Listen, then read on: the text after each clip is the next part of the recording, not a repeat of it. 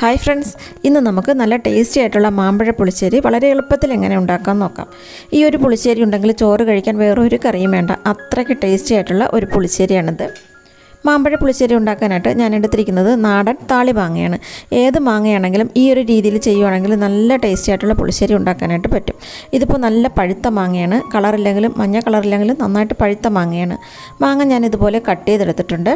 നമ്മൾ കഴിക്കാനൊക്കെ കട്ട് ചെയ്യുന്ന പോലെ കട്ട് ചെയ്തെടുത്തതാണ്.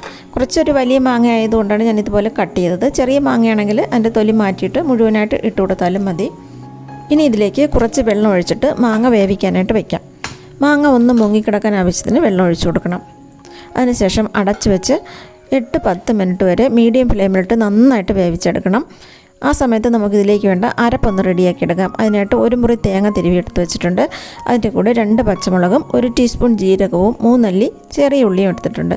അതിലേക്ക് 1/2 ടീസ്പൂൺ മഞ്ഞൾപ്പൊടിയും 1 ടീസ്പൂൺ ഉപ്പും കൂടി ചേർത്തിട്ട് നന്നായിട്ട് മിക്സഡ് ജാറിലിട്ട് അരച്ചെടുക്കാം. കുറച്ച് വെള്ളം ഒഴിച്ച് നല്ല പേസ്റ്റ് പോലെ അരച്ചെടുക്കണം. ഒട്ടും തന്നെ തേങ്ങയുടെ തരിയില്ലാതെ അരച്ചെടുക്കണം.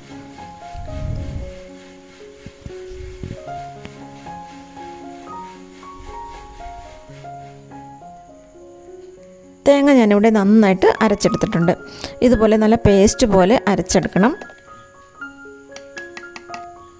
ഇനി ഇതിലേക്ക് തൈര് ചേർക്കാം.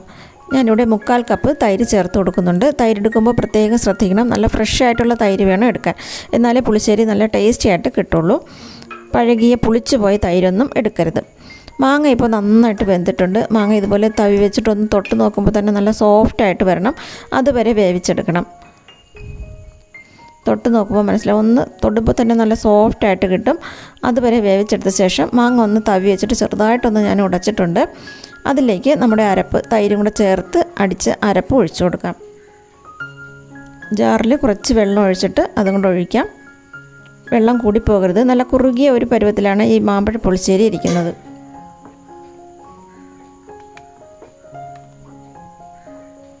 ഈ ഒരു കട്ടിയിൽ വേണം മാമ്പഴ പുളിശ്ശേരി ഇരിക്കാനായിട്ട്. ഇനി ഒന്ന് ഉപ്പ് നോക്കിയ ശേഷം വേണമെങ്കിൽ ചേർത്ത് കൊടുക്കാം.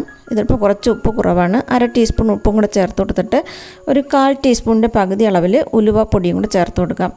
1/4 ടീസ്പൂൺ ചേർത്തിട്ടില്ല, 1/4 ടീസ്പൂണിൻ്റെ പകുതിയെ ചേർത്തിട്ടുള്ളൂ. എന്നിട്ട് നന്നായിട്ടൊന്ന് മിക്സ് ചെയ്യാം. ഇനി ഇതിലേക്ക് കുറച്ച് പച്ചക്കറിവേപ്പില ഉണ്ടെങ്കിൽ ചേർത്ത് കൊടുക്കണം. പച്ചക്കറിവേപ്പില ഇതുപോലെ ഫ്രഷായിട്ട് ചേർക്കുമ്പോൾ പുളിശ്ശേരിക്ക് ഒരു പ്രത്യേക ഒരു ടേസ്റ്റാണ്. ഇനി ഇത് ചെറുതായിട്ടൊന്ന് ചൂടായാൽ മതി.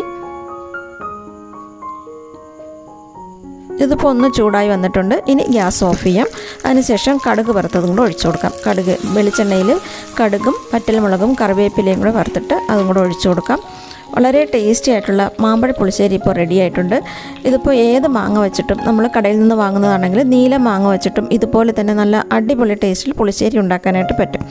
എല്ലാവരും ഇതൊന്ന് ട്രൈ ചെയ്ത് നോക്കിയ ശേഷം അഭിപ്രായങ്ങൾ കമൻറ്റ് ബോക്സിലൂടെ അറിയിക്കണം. പിന്നെ വീഡിയോ ലൈക്ക് ചെയ്യാനും ചാനൽ സബ്സ്ക്രൈബ് ചെയ്യാനും മറക്കരുത്. Thanks for watching.